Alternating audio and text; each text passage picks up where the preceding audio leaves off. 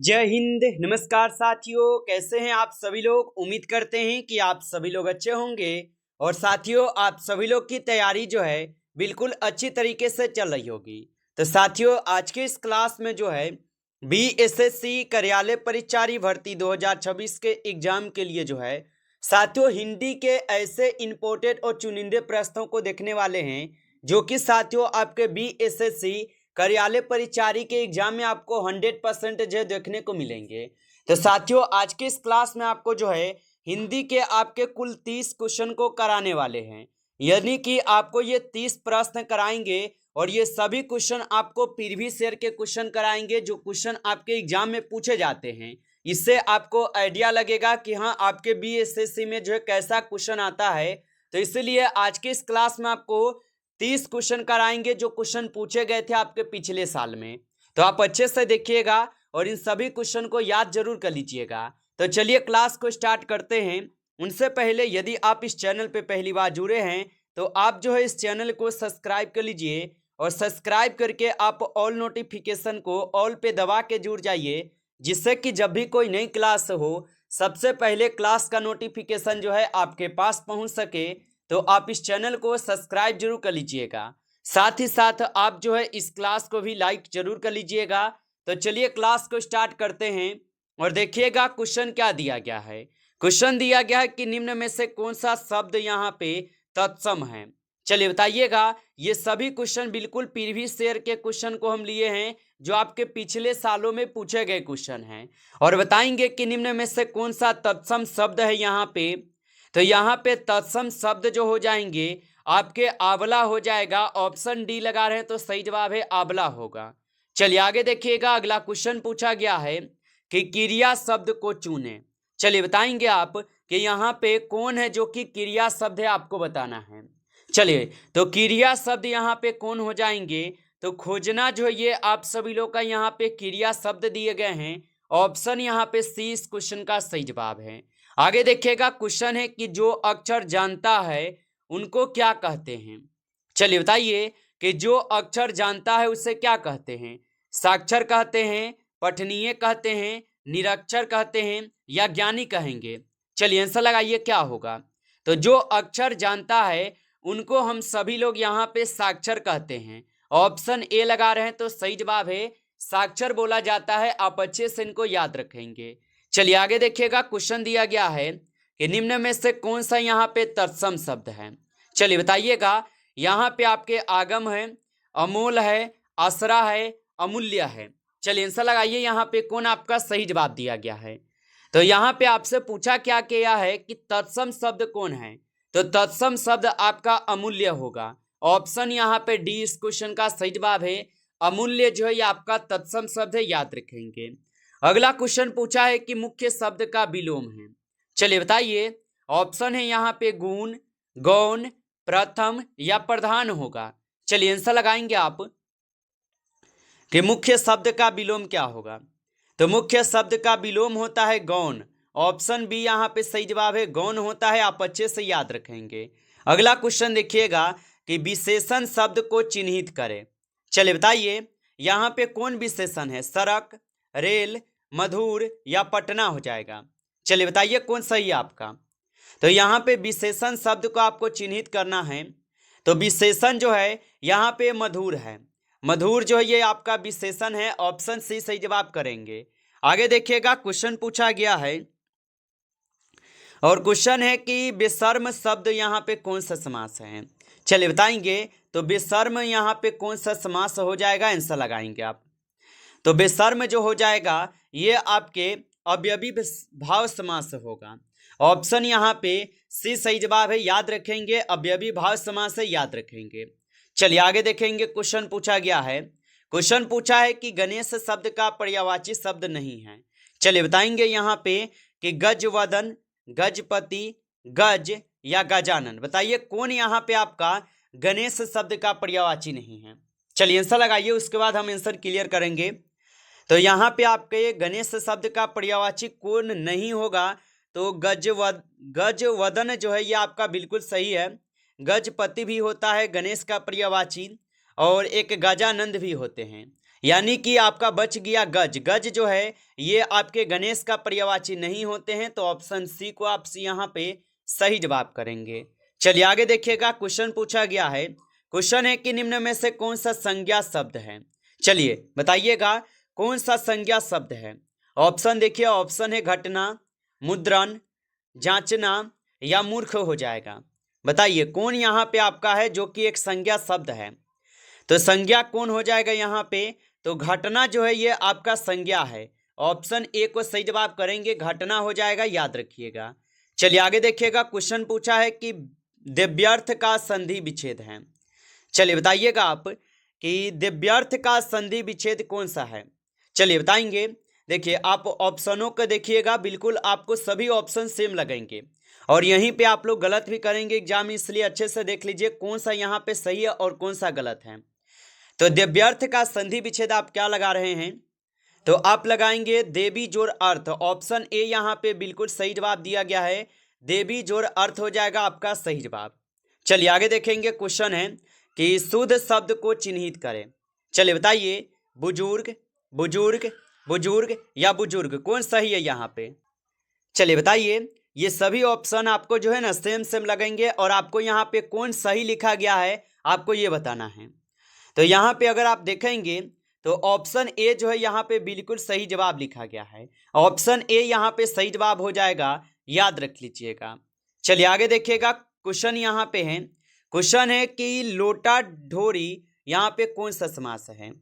चलिए बताइए, तो लोटा ढोरी कौन सा समास हो जाएगा। ऑप्शन देखिएगा, ऑप्शन है आपके बहुब्रीहि समास, कर्मधारय समास, द्वंद्व समास या द्विगु समास। तो लोटा ढोरी जो हो जाएगा ये आपके हो जाएंगे कौन सा समास, तो आप बताएंगे ये द्वंद्व समास है। ऑप्शन सी यहाँ पे इस क्वेश्चन का सही जवाब है, द्वंद्व समास होगा, याद रखिएगा। आगे देखिएगा, क्वेश्चन है कि अशुद्ध शब्द को चिन्हित करें। यहाँ पे भी आपको क्या है, तो जो गलत है आपको वही बताना है। चलिए बताइए कि यहाँ पे कौन सा अशुद्ध शब्द लिखा गया है। तो यहाँ पे विश्व जो है ये आपका सही है, विषय भी सही है और विश्वस्त भी सही है, यानी विश्व जोड़ वस्त ये आपका गलत लिखे गए हैं शब्द। ऑप्शन यहाँ पे बी सही जवाब है। आगे देखिए, क्वेश्चन पूछा गया है और क्वेश्चन क्या है कि चौमासा कौन सा समास है। चलिए बताइए, ऑप्शन ए है आपके तत्पुरुष समास, बहुब्रीहि समास, कर्मधारय समास या द्विगु समास होगा। तो चौमासा जो हो जाएगा ये कौन सा समास होगा, तो चौमासा जो है ये द्विगु समास होगा। ऑप्शन यहाँ पे डी सही जवाब है, द्विगु समास होगा, याद रखेंगे। आगे देखिए, क्वेश्चन पूछा है कि जुलूस शब्द संज्ञा का कौन सा प्रकार है। जातिवाचक, भाववाचक, व्यक्तिवाचक या समूहवाचक।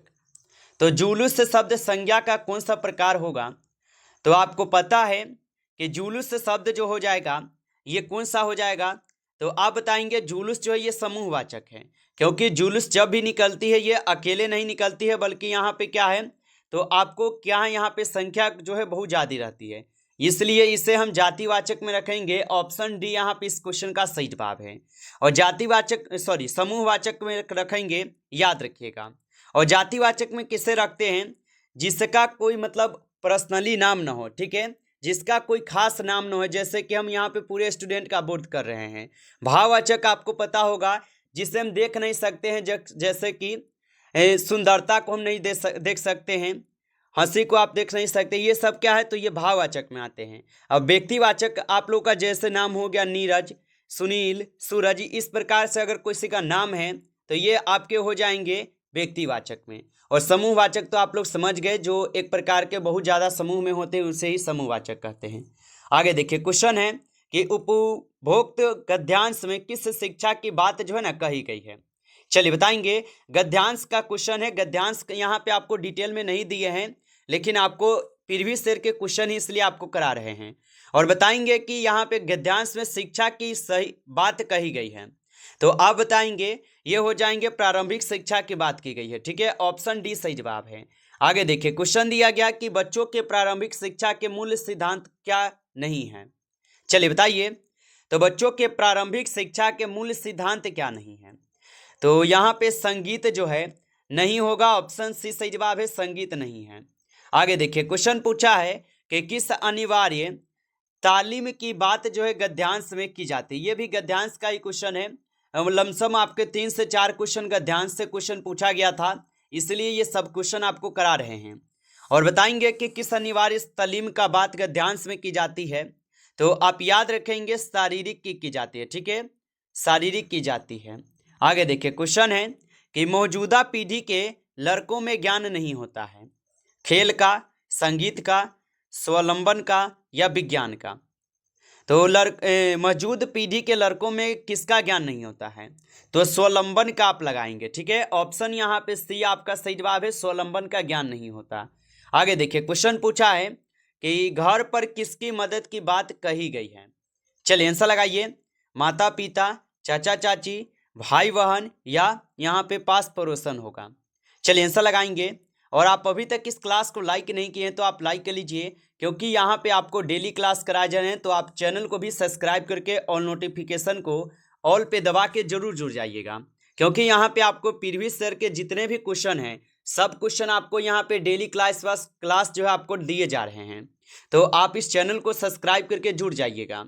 और यहाँ पे घर पर किसकी मदद की बात कही गई है, तो यहाँ पे इस क्वेश्चन का आप सही जवाब लगाएंगे माता पिता। ऑप्शन ए यहाँ पे सही जवाब है। आगे देखिए क्वेश्चन यहाँ पे पूछा गया है, क्वेश्चन है कि नौकर की कमीज के उपन्यासकार है।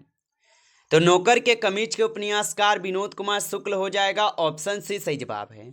आगे देखिएगा क्वेश्चन पूछा है कि जनतंत्र का जन्म किसकी रचना है। चलिए बताएंगे आप कि जनतंत्र का जन्म किसकी रचना होगा, तो ये रचना हो जाएगा आपके रामधारी सिंह दिनकर जी के। ऑप्शन यहाँ पे डी सही जवाब है, याद रखिएगा दिनकर जी के। आगे देखिएगा क्वेश्चन यहाँ पे पूछा है, और क्वेश्चन क्या पूछा है आपसे कि 20 के दांत के कहानीकार कौन है। चलिए बताएंगे आप कि 20 के दांत के कहानीकार कौन हो जाएगा। तो 20 के दांत के कहानीकार जो हो जाएगा ये आप सभी लोगों का हो जाएगा नलिन बिलोचन शर्मा। ऑप्शन आपका सी सही जवाब है, नलिन बिलोचन शर्मा होगा। आगे देखेंगे क्वेश्चन पूछा है कि घानानंद किस भाषा में कविता करते थे। चलिए बताएंगे कि घानानंद किस भाषा में कविता करते थे। तो घानानंद जो है ये आपके ब्रज भाषा में कविता करते थे। ऑप्शन ए सही जवाब है, ब्रज भाषा में। आगे देखिएगा क्वेश्चन पूछा गया है, क्वेश्चन है कि बिस्मिल्लाह खां का संबंध किस वाद्य यंत्र से था। चलिए बताएंगे कि बिस्मिल्लाह खां का संबंध किस वाद्य यंत्र से था। तो याद रख लीजिएगा ये शहनाई से था। ऑप्शन ए सही जवाब है, शहनाई से था। आगे देखेंगे क्वेश्चन पूछा गया है कि सुजान में कौन सा प्रेम करते थे। बताइए, तो सुजान से कौन यहाँ पे प्रेम करते थे। तो सुजान से घानानंद जो है ये प्रेम करते थे। ऑप्शन ए सही जवाब है, घानानंद। चलिए आगे देखिएगा क्वेश्चन यहाँ पे पूछा गया है कि अशोक वाजपेयी का जन्म कहाँ हुआ था। तो याद रखिएगा अशोक वाजपेयी का जो जन्म होता है छत्तीसगढ़ में होता है। ऑप्शन ए सही जवाब है, छत्तीसगढ़ में हुआ था। आगे देखेंगे क्वेश्चन है कि बीरेन डगवाल की कविता है। चलिए बताइए, तो बीरेन डगवाल की कविता कौन सी है।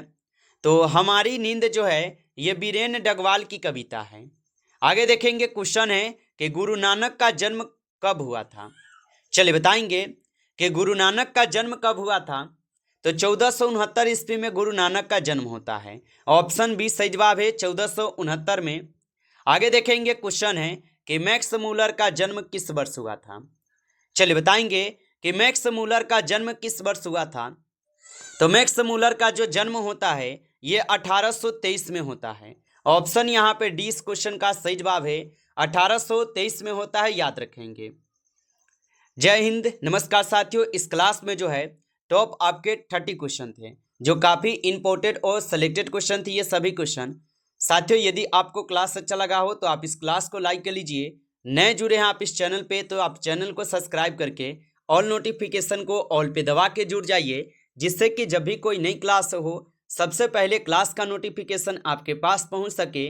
तो आप इस चैनल को सब्सक्राइब जरूर कर लीजिएगा। चलिए फिर मिलते हैं आपसे नेक्स्ट टॉपिक के साथ नेक्स्ट क्लास में। तब तक के लिए जय हिंद, जय भारत।